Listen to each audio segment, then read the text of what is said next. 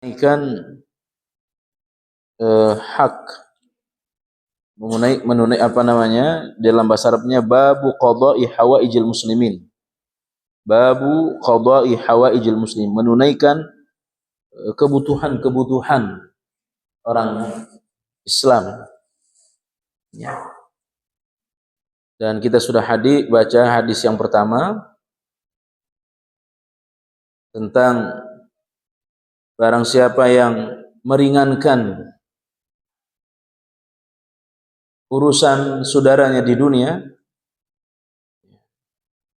maka Allah akan meringankan keadaannya di hari akhir. Wa man satara muslima satarallahu yaumal qiyamah. Barang siapa yang menutup aib saudaranya di dunia,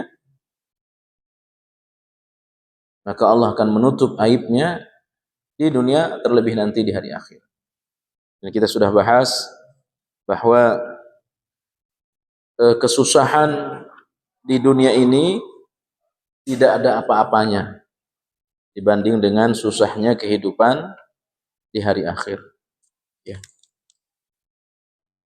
Karena itu, kalau kita menolong orang lain, sebenarnya yang membutuhkan pertolongan itu ya bukan mereka. Karena kita membantu orang karena kita ingin dibantu, bukan oleh orang yang kita bantu, tapi oleh Allah nanti di hari akhir. Ya. Kita ingin dibantu, ditolong oleh Allah nanti di hari akhir. Kemudian hadis kedua semakna sebenarnya, man naffasa 'am mu'minin kurbatan min kurabid dunya, naffasallahu anhu kurbatan min kurabi yaumal qiyamah. Wa man yassara 'ala mu'sirin yassarallahu 'alaihi fid dunya wal akhirah. Wa man satara musliman satarallahu fid dunya wal akhirah. Wallahu fi 'auni al-'abdi ma kana al-'abdu fi 'auni akhihi. Wa man salaka tariqan yaltamisu fihi ilman sahhalallahu lahu bihi tariqan ila jannah. Wa ma jatama'a qaumun fi baitin min buyutillah yatluna kitaballah wa yatadarasunahu bainahum illa nazalat 'alaihimus sakinatu wa ghasyiyatuhumur rahmatu wa haffathumul malaikatu wa dzakarahumullahu fi man 'indah wa man batta'a bihi 'amaluhu lam yusri' bihi nasabuhu. Barang siapa yang menghilangkan dari seorang muslim satu kesusahan, maka Allah akan hilangkan darinya satu kesusahan dari berbagai macam kesusahan di hari akhir. Barang siapa yang menghilangkan kesusahan dari berbagai kesusahan yang dihadapi oleh saudaranya di dunia, Allah akan menghilangkan satu kesusahan dari berbagai macam kesusahan di hari akhir. Ya. Kalau kesusahan di dunia, sekali lagi saya sampaikan, terbatas. Tapi kesusahan di hari akhir itu luar biasa. Padang mahsyar saja itu lamanya 50.000 tahun. Ya. Orang kalau susah di padang mahsyar, berarti dia susah 50.000 tahun. Itu baru padang mahsyar. Ya. Kubur hanya Allah yang tahu berapa lamanya. Jadi ini yang menjadi pijakan saya, menjadi pijakan kita. Kenapa kita senang nolong orang? Kenapa kita senang bantu orang? Ya. Kalau ada kesempatan, ambil bagian. Ya, ambil bagian untuk menolong, untuk membantu orang. Karena kita berharap ditolong oleh Allah nanti di padang mahsyar. Ya. Saat akan menyeberang sirat. Ya. Kemudian barang siapa yang memudahkan orang yang dalam keadaan sulit, maka Allah memudahkan dia di dunia dan di hari akhir. Nah, di dalam kitab Minhatul Alam Syarah Bulughul Maram, Syekh Fauzan menyebutkan, yang pertama itu kesusahan secara umum. Adapun yang kedua dalam masalah utang piutang. Ya. Jadi siapa yang meringankan orang yang sedang berhutang kepadanya, ya, itu yang kedua. Maka Allah akan ringankan dia.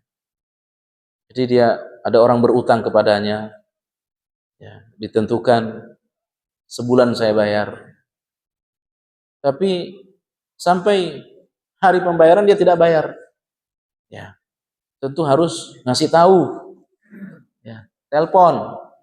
Ya, sebab kadang-kadang terbalik. Ya. Yang susah itu yang punya utang dihubungi. Ya, waktu mau ngutang saja itu bolak-balik. Ya, tapi hari-hari pembayaran susah dikontak. Ya, kasih tahu, saya belum bisa bayar. Oleh yang punya uang, saya kasih lagi waktu 10 hari. Kasih kelonggaran. Nah, itu yang dimaksud yang kedua tadi. Ya. Apalagi kalau sampai membebaskan. Ya, sampai membebaskan. Karena itu Bapak Ibu yang Allah muliakan, keutamaan memberi pinjaman itu lebih besar manfaatnya daripada sedekah. Ya, daripada sedekah. Kenapa? Kalau sedekah itu kan sesuatu yang tidak mungkin kita harapkan lagi untuk kembali. Misalkan kita sedekah 10 juta, ya udah. Kita tidak akan pikirkan lagi itu. Karena kita anggap itu sudah kita keluarkan untuk sedekah.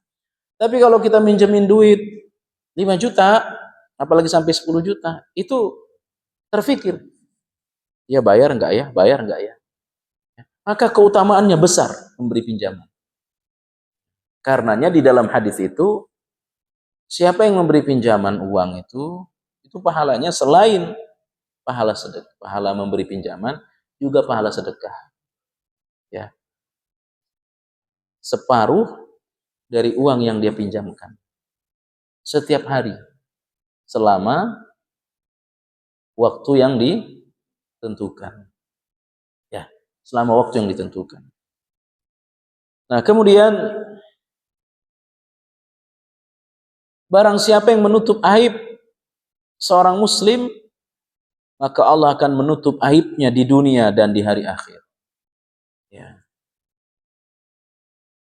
Allah akan menolong hamba selama hamba tersebut menolong saudaranya. Barang siapa yang menempuh satu jalan, ya, untuk mencari ilmu, maka Allah akan memudahkan baginya jalan menuju surga. Ya, kita datang ikhlas. Ya, dari mana? Niat ikhlas karena Allah. Duduk di majelis ilmu. Hari Sabtu di sini, nanti besok di mana? Ya, niat. Yang bisa jadi Bapak Ibu, apa yang kita dengar ini sudah pernah kita dengar. Ya, sudah kita ketahui.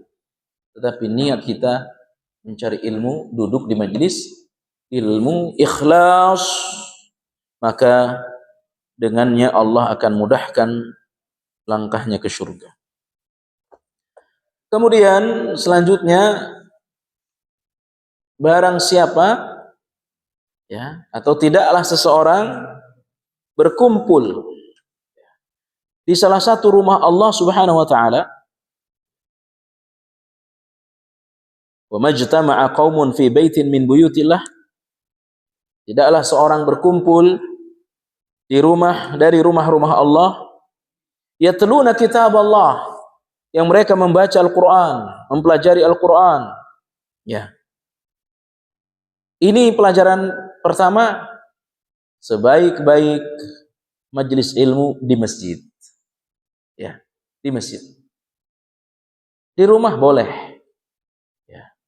Di ruang tertentu boleh. Tetapi yang paling bagus adalah di masjid. Ya.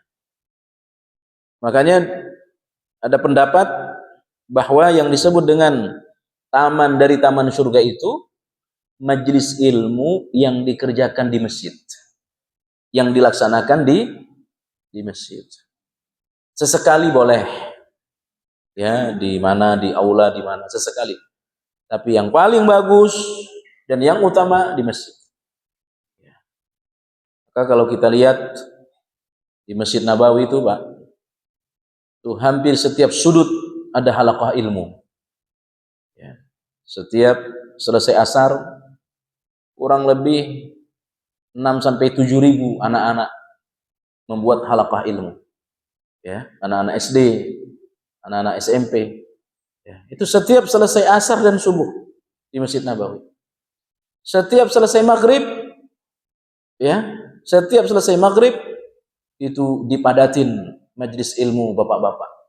Ya, itu setiap selesai maghrib, hampir di setiap pojok. Ya, di pintu ini ada kursi syekh ini, dan khusus di pintu 19 ada kajian berbahasa Indonesia. Kapan waktu Bapak umrah, datang ke pintu 19. Ya, yang ngajar Dr. Ariful Bahri. Karena memang halaqah ilmu itu di masjid. Ya, halaqah ilmu di masjid.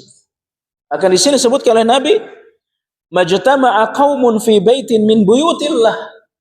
Tidaklah seseorang berkumpul di rumah dari rumah-rumah Allah Subhanahu wa taala yang mereka yatadarasuna, ya, yatadarasuna, membaca Al-Qur'an, kemudian mentadarusinya. Di antara mereka illa nazalat alaihim sakinah, kecuali akan Allah turunkan kepada mereka ketenangan. Ya, ini janji Allah, tenang. Ya. Kayak orang yang hidupnya bermasalah, ya, susah, suruh ke majelis ilmu. Apalagi yang susah tidur, suruh ke majelis ilmu. Ya, ambil tempat pojok, cepat tidur, Pak. Ya, tenang dia itu. Ya, nyaman, apalagi karpet kayak gini, kayak bagus kayak gini. As-sakinah. Ya, tenang hatinya. Ya, maka hiburan orang beriman itu majelis ilmu. Mencari ketenangan bagi orang beriman majelis ilmu. Ya. Sampai orang yang sudah susah tidur suruh datang, dijamin cepat tidur, Pak. Ya. Wa ghasyiyatuhumur rahmah, dan mereka dinaungi kasih sayang. Ya, mereka dinaungi kasih sayang. Wa haffathumul malaikah, mereka, kata Rasul sallallahu alaihi wasallam, ya, dikelilingi oleh para malaikat. Setiap sudut tempat ini ada malaikat. Ya, ada malaikat mendoakan kita. Ya, kalau kita nggak lihat. Maka saya sering katakan, jangan menjauh dari majelis ilmu. Ya, kecuali ada uzur syar'i, ada halangan yang tidak bisa kita tinggal. Dan ternyata di dalam penjelasan Imam Qurtubi, kitab At-Tazkirahnya itu menyebutkan, jika hatimu mulai mengeras, ya, gampang bermaksiat, obatnya itu ada 4. Salah satu di antaranya adalah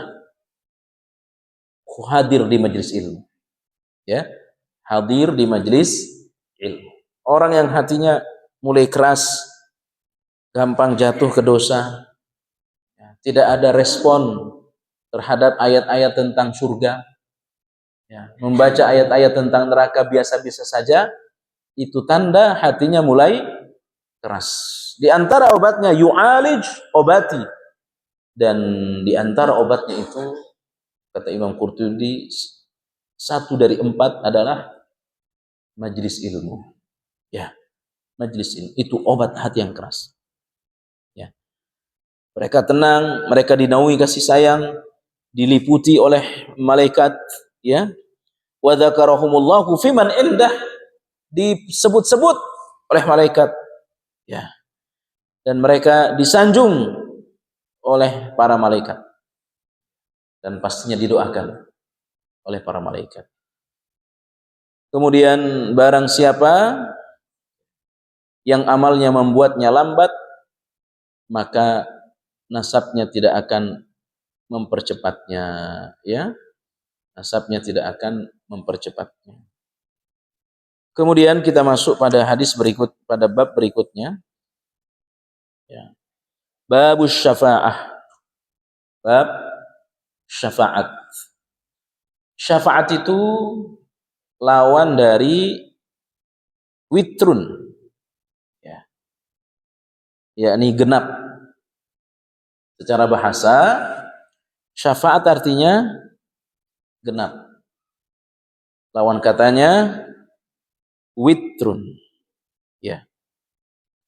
Secara istilahi, kata Syekh, asy-syafa'atu at-tawassutu lil ghairi li jalbil manfa'ah au daf'i madarrah. Syafaat adalah, ya, membela orang lain, li jalbil manfa'ah, untuk memberikan manfaat kepada orang itu, au daf'i madarrah, atau menghilangkan, ya, hal yang bahaya dari orang lain. Ikhwani wa akhwati jamaah yang Allah muliakan, syafaat tentu di dunia dan pastinya di hari akhir, ya. Nah, kita ingin jelaskan dulu tentang syafaat hari akhir. Karena hari akhir itu berat, susah, sebagaimana yang sudah kita sebutkan tadi.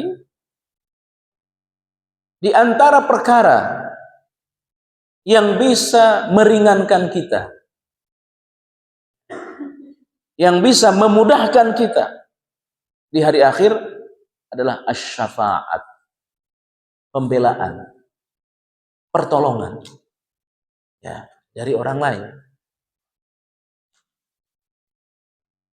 Kemudian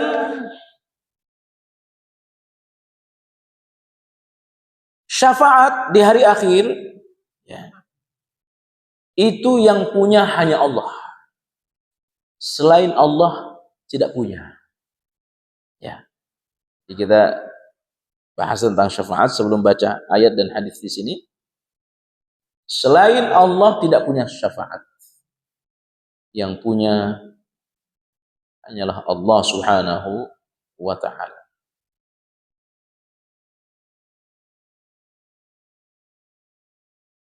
Disebutkan di dalam banyak ayat, di antaranya dalam ayat kursi,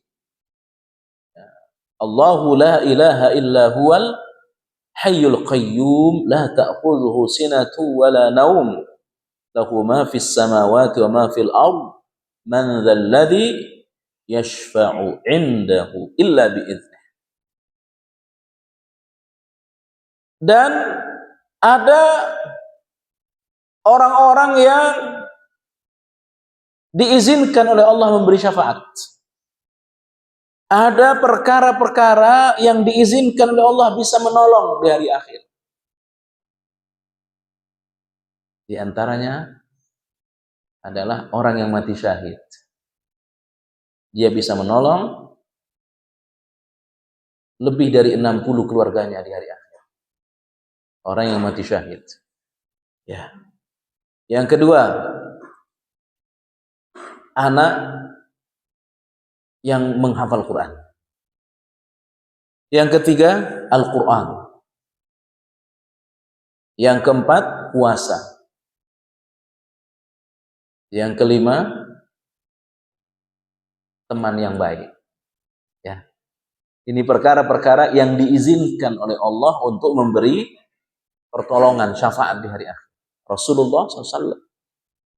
Kemudian orang yang mati syahid, anak penghafal Quran, kemudian Al-Quran, puasa, kemudian yang keenam apa? Teman yang baik. Namanya syafa'atus suhbah, syafaat pertemanan.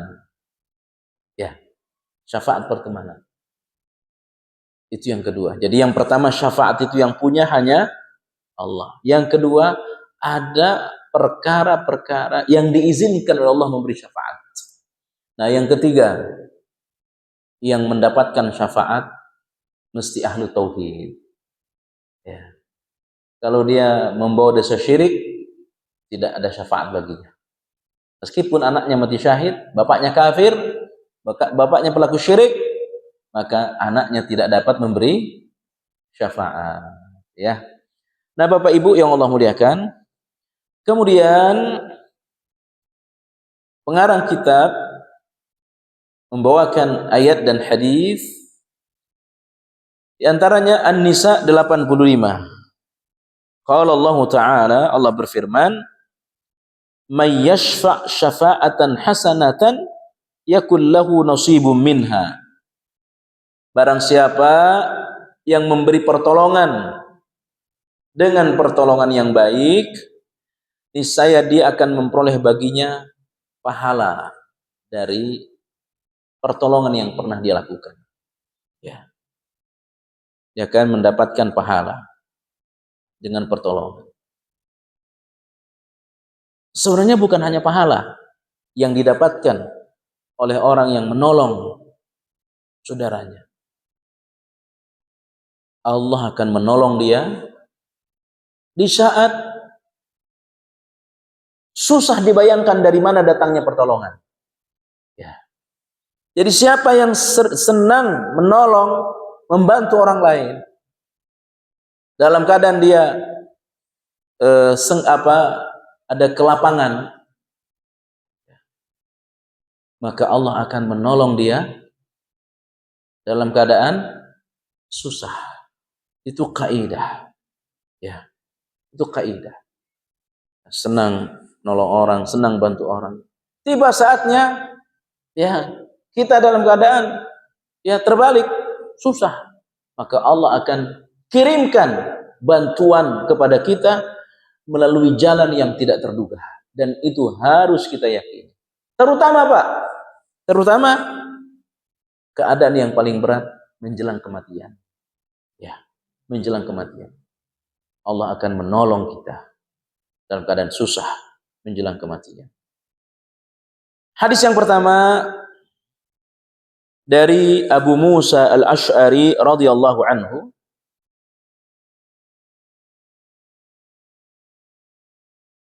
Qala, dia berkata, kana Nabi sallallahu alaihi wasallam, adalah Rasulullah sallallahu alaihi wasallam, idza atahu talibu hajatin, bila Nabi didatangin oleh orang yang meminta kebutuhan kepadanya, ya, aqbala ala julasaihi, maka beliau menghadap kepada para sahabat beliau. Faqala isfa'u tu'jaru. Ya. Isfa'u tu'jaru. Beliau katakan kepada para sahabat, bantulah dia. Niscaya kalian mendapatkan pahala. Wa yaqdi Allahu ala lisani nabiyhi ma ahabbah. Dan Allah memutuskan lewat lisan nabinya apa yang disukai. Akhwani wa akhwati jamaah yang Allah muliakan, maka bab ini maksudnya adalah syafaat di dunia, bukan syafaat di hari akhir. Walaupun tadi sudah saya sampaikan pengertian syafaat dan bagian-bagian syafaat terutama di hari akhir. Adapun yang dimaksud di dalam bab ini adalah syafaat di dunia. Ya. Nah, Rasulullah sallallahu alaihi wasallam, Pak, setiap orang yang meminta kepada beliau, kalau beliau mampu, pasti beliau tolong. Kalau ada. Tapi jika tidak ada pada beliau, artinya apa? Ya, Nabi itu tidak menyimpan harta banyak di rumahnya. Ya, tidak menyimpan harta banyak. Makanya kadang hari ini beliau kenyang, besok lapar. Itu biasa Nabi kita, Pak. Nah, kalau beliau tidak bisa, beliau akan sampaikan kepada para sahabat. Ini ada orang datang minta bantuan. Ya, bantu dia. Maka para sahabat rebutan untuk membantu. Ya, mereka rebutan untuk membantu. Mereka tidak akan menyanyiakan. Karena apa? Di dalam agama kita, Pak, meminta-minta itu hukumnya tidak boleh. Ya, meminta-minta hukumnya tidak boleh, kecuali terpaksa, kecuali darurah, terpaksa untuk bertahan hidup. Ya, bukan untuk selera hidup, tapi untuk bertahan hidup. Nah, meminta-minta tidak boleh. Tapi Pak, Ibu yang Allah muliakan, jika ada orang datang meminta kepada kita dan ada kemampuan bagi kita untuk membantu, ya, tapi tidak membantu, itu dimurkai oleh Allah. Ya, termasuk perkara yang dibenci oleh Allah Subhanahu wa taala jika ada orang minta bantuan kepada kita dan ada kemampuan untuk membantu tapi tidak membantu, yang tidak membantu ini dimurkai, dibenci oleh Allah. Ya. Nah, Nabi sampaikan kepada sahabat. Sampaikan kepada sahabat. Artinya apa? Sebelum orang lain, Nabi dulu yang nolong. Ya, tapi tidak selamanya ada. Makanya beliau ceritakan kepada sahabatnya, Isfa'u tu'jaru. Berilah syafaat, berilah bantuan, berilah pertolongan. Maka ya kalian akan diberikan pahala. Ya, maka kata Syekh,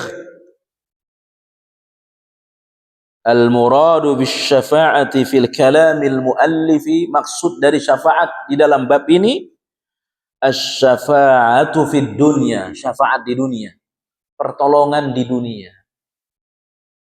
Wa hiya ay yashfa'al insanu li syakhsin 'inda akharin. Hendaklah seseorang menolong orang lain. Ya.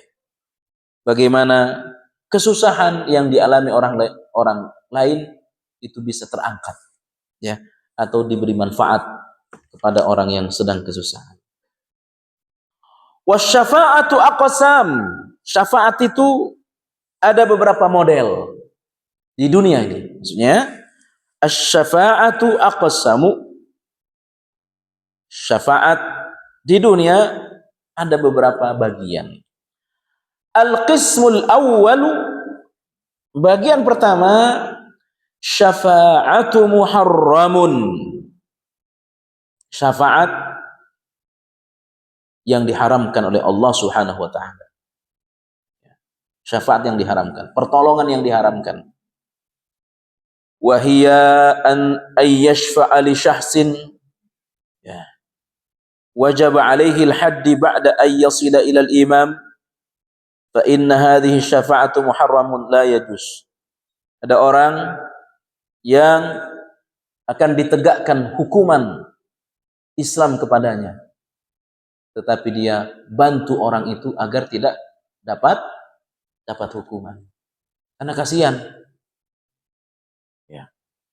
Dia bunuh, kalau hukum Islam harus dikisos. Lalu dia bantu, orang ini dibantu untuk kabur, difasilitasi untuk pergi. Ya, maka syafaat seperti ini hukumnya haram, hukumnya tidak boleh. Ya, membantu orang agar terbebas dari hukum Allah.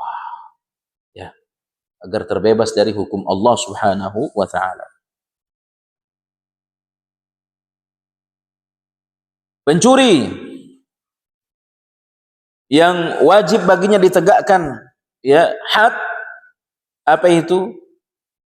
As-sariqu, pencuri wajib dipotong tangannya kalau sudah memenuhi nisabnya.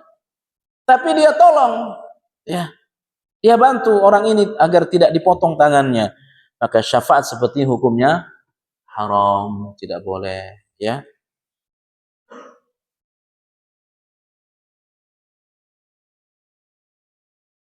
Di antaranya satu kasus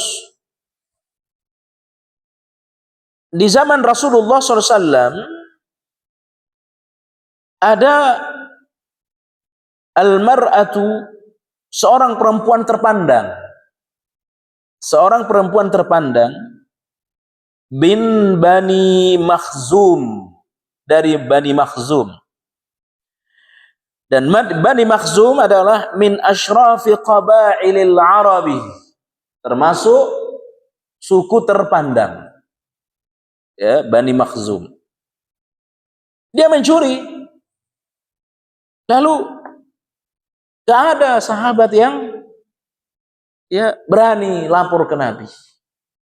Ya, bahkan cenderung mau dibebaskan karena dia perempuan terhormat, perempuan terpandang. Berita ini sampai kepada Rasulullah SAW, maka Nabi katakan, andai yang mencuri itu adalah anakku. Siapa? Fatimah Az-Zahra, maka aku sendiri yang akan memotong tangannya. Ya. Kalau yang motong itu anakku, tetap, kalau yang mencuri itu anakku, tetap saya potong. Apalagi dia, ya, yang bukan anak saya. Nah, kalau sudah hukum Allah, wajib ditegakkan. Tidak boleh dibantu, tidak boleh ditolong. Ya, alasan keluarga, alasan teman, enak saya. Ya, sembunyikan saja. Tidak boleh. Kalau itu kaitannya dengan hukum Allah Subhanahu wa Ta'ala. Ya, namanya syafaat muharram, syafaat yang diharamkan. Maka Nabi bersabda, "Lau anna Fatimah bintu Muhammadin saraqat." Kalau yang mencuri itu Fatimah, anak saya, anak Muhammad, laqata'tu yadaha, maka aku sendiri yang akan apa? Memotong tangannya. Ya.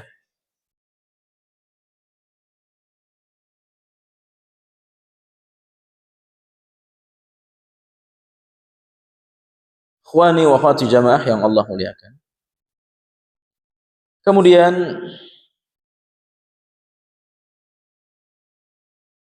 ada juga syafaat yang diharamkan.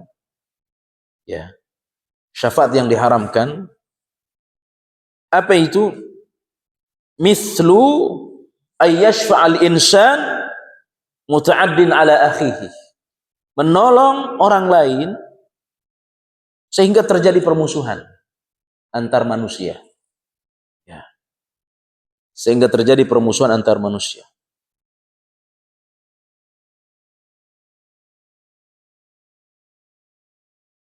Atau menghalang-halangi kebaikan.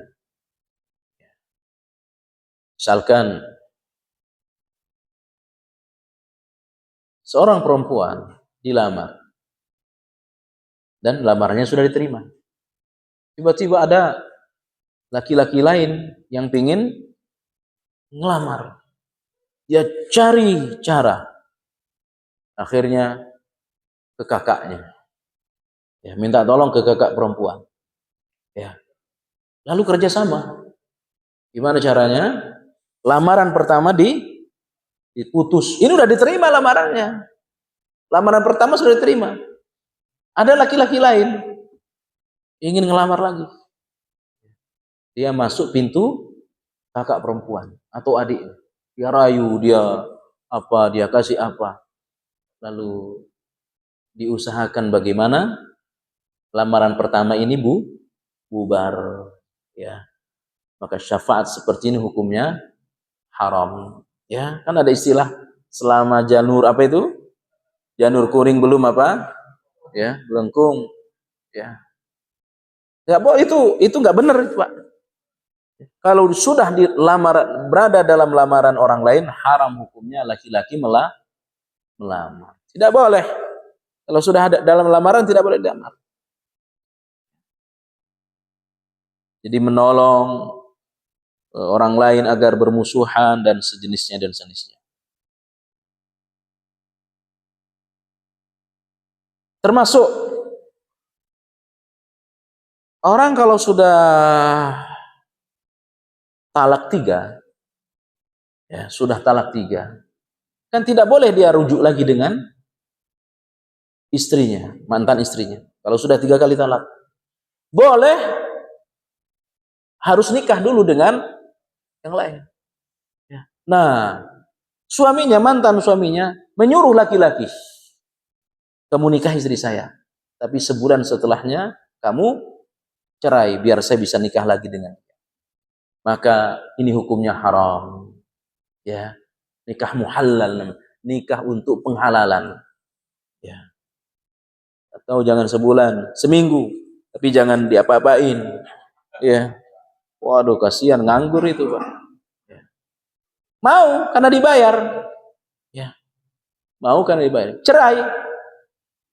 Sesudah cerai nikah lagi dengan yang sudah talak 3 kali. Itu hukumnya tidak boleh.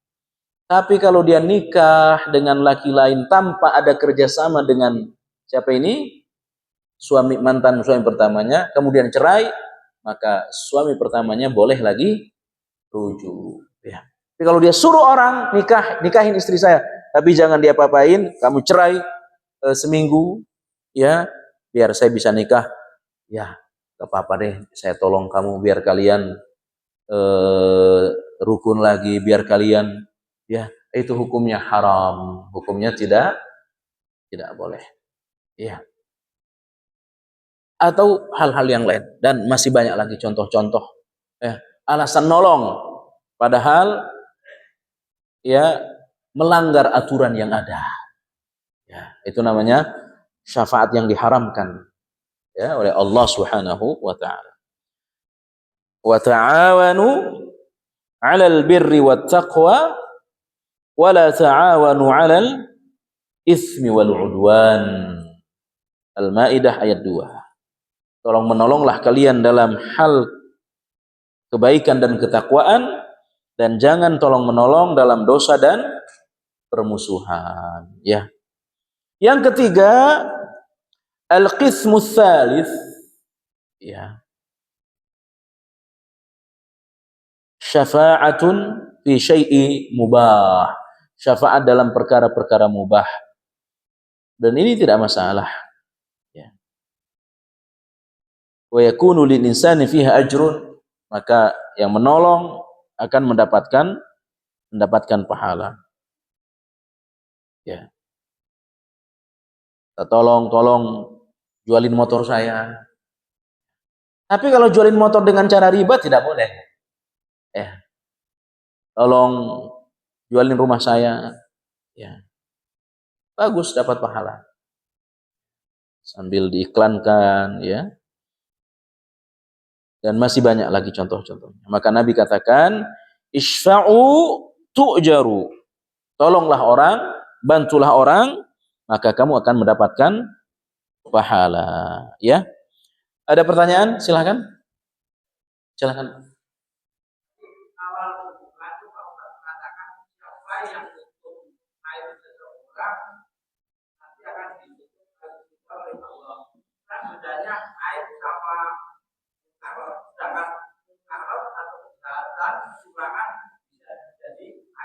Iya. Iya. Aib itu ada 2. Ada aib yang kejelekannya hanya untuk dirinya. Maka aib seperti ini harus kita tutup. Misalkan kita tahu teman kita ini suka lihat hal-hal yang haram. Ya, suka menonton hal-hal yang haram. Nah, kita tahu. Nah, aib seperti harus ditutup. Ya. Aib seperti harus ditutup. Tapi ada aib yang kedua. Aib yang bahayanya untuk orang banyak. Bahayanya untuk orang banyak. Kata Syekh Fauzan, ini mesti diceritakan. Ya, sifatnya tadi mungkar. Tapi kalau aib itu tidak bahaya untuk orang banyak, bahayanya hanya untuk dirinya saja, maka ini yang harus kita tutup. Ya, dia pernah mencuri, kemudian sudah taubat, ya, ini ditutup. Tapi kalau dia mencuri dan jadi kebiasaan, hati-hati kamu kalau ke rumah. Kalau dia datang ke rumahmu, hati-hati. Kenapa? Sudah berapa rumah dia datang, pergi, hilang barang. Ya, siapa lagi yang nyuri kalau bukan dia? Nah, ini mesti diceritakan agar tidak banyak korban kejahatan. Ya. Tapi kalau aib yang bahayanya hanya untuk dirinya, kata Syekh Fauzan, maka itu mesti kita tutup serapat-rapatnya. Demikian. Silahkan. Ya, ya.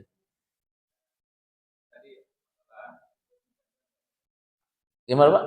Minta.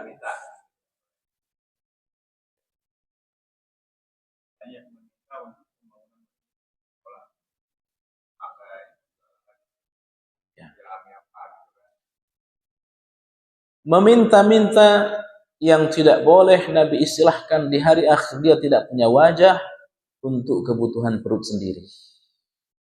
Untuk kebutuhan sendiri. Tapi kalau untuk orang lain, ya, ini ada teman saya, dia malu minta-minta, maka saya berinisiatif, ya, mencari bantuan untuk dia. Dan orang seperti ini yang pantas dibantu. Ya, Al-Quran mengistilahkan yahsabuhumul jahilu aghnia, ya, minat ta'affuf fi surah Al-Baqarah ayat 273. Ada orang-orang yang hidupnya miskin, kekurangan, tapi dia malu menyampaikan kekurangannya kepada orang. Maka orang seperti inilah yang pantas dibantu. Ya. Dia malu minta-minta. Nah, bagaimana caranya agar dia bisa kekurangan ditutup? Ada orang yang inisiatif. Ya. Saya mau bantu. Saya juga kekurangan. Ya. Tapi dia lebih miskin dari saya. Maka kita inisiatif ke orang lain. Bagaimana kalau dia kita bantu. Ya. Maka orang yang inisiatif ini bukan minta-minta. Dia ingin nolong melalui jalan orang lain. Bagaimana dengan di jalan ada masjid, minta untuk masjid-masjid, untuk mushola, maka tidak termasuk dalam kategori yang terlarang. Ya. Tetapi itu kurang bagus. Kurang bagus. Ya, kurang bagus. Ada kecenderungan mengganggu orang. Ya. Kita minta di jalan pakai speaker, kayak pengeras suara, bisa jadi ada orang ingin tidur, banyak bahaya. Tapi hukumnya tidak dalam kategori tercela seperti yang tadi kita sampaikan. Silakan.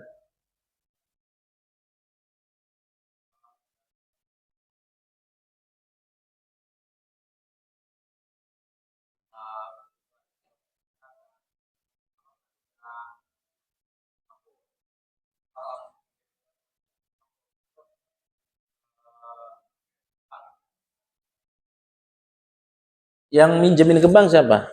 Yang nolong.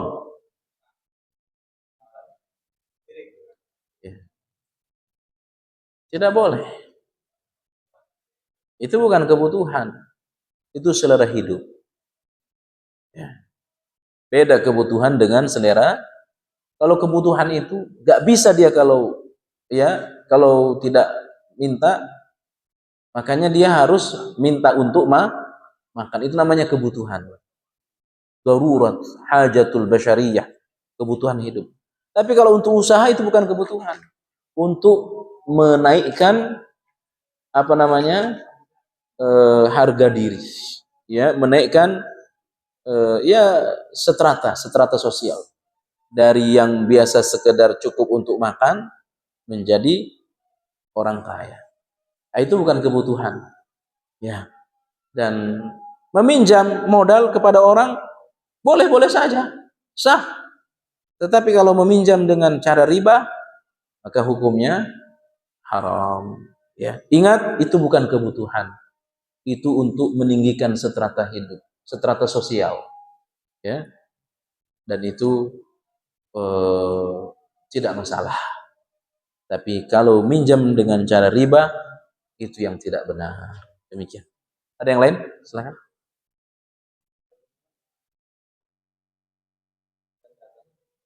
Gimana ya?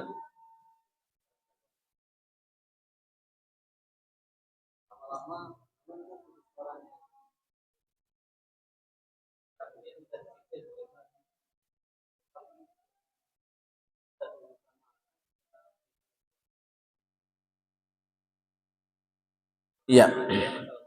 Ada orang punya utang. Utangnya ya sampai kepada hari-hari kurban. Mana yang harus dia dahulukan? Kurban dulu atau bayar utang? Ya. Bayar utang hukumnya wajib, kurban hukumnya sunnah. Maka dahulukan bayar hutang. Tapi kalau ya dia bisa minta izin, minta tempo ke siapa ini?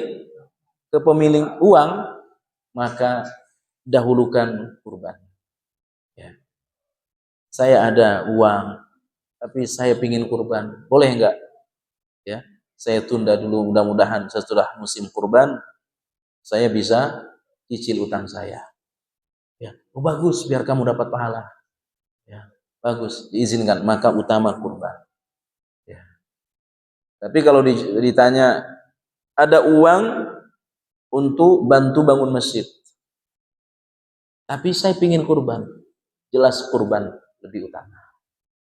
Padahal Nabi katakan, siapa yang bangun masjid meskipun sebesar apa ini sarang burung, itu sudah cukup baginya membangunkan rumah di dalam surga. Artinya apa? Ikut membangun masjid itu besar pahalanya. Tapi kalau musim kurban, maka lebih utama kurban. Ya, jadi saya dahulukan mana? Ikut bangun masjid atau kurban? Maka lebih utama kurban. Ya, demikian. Ada yang lain? Silakan.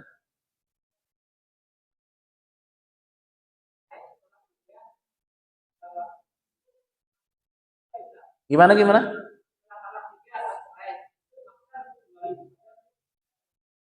Iya. Zina, ya, mereka berzina. Istrinya mau, ya. Yang maksa siapa? Suaminya maksa, istrinya ngebat juga pengen, ya. Maka mereka nikah mereka zina. Ya. Kemudian hamil, maka anaknya itu tidak punya bapak. Sama seperti anak hasil perzinahan. Pernikahannya tidak sah. Hukumnya adalah zina. Sama dengan nikah beda agama. Sesungguhnya dia adalah berzina. Nikahnya tidak sah. Ya. Maka istrinya wajib nolak. Ya, wajib nolak. Dan jangan mau. Ya. Jangan mau. Dosa besar. Ya. Siapa yang dosa? Dua-duanya dosa. Suami laki-lakinya dosa, perempuannya dosa. Lagian saya dipaksa. Ya, akhirnya saya mau. Kamu dipaksa atau memang pengen mau juga? Ya. Sama seperti laki-laki. Laki-laki Ramadan sakit tidak wajib puasa. Istrinya wajib puasa. Tiba-tiba suaminya maksa hubungan badan di siang hari. Ya. Itu dibahas oleh para ulama dalam fikih. Ya. Dipaksa, istrinya mau. Ya. Maka puasa istrinya tidak sah dan dua-duanya dosa besar. Ya. Demikian. Silakan azan, kita lanjutkan lagi. Azan dulu nanti kita lanjutkan. Masih ada pertanyaan? Ya. Istri minta cerai.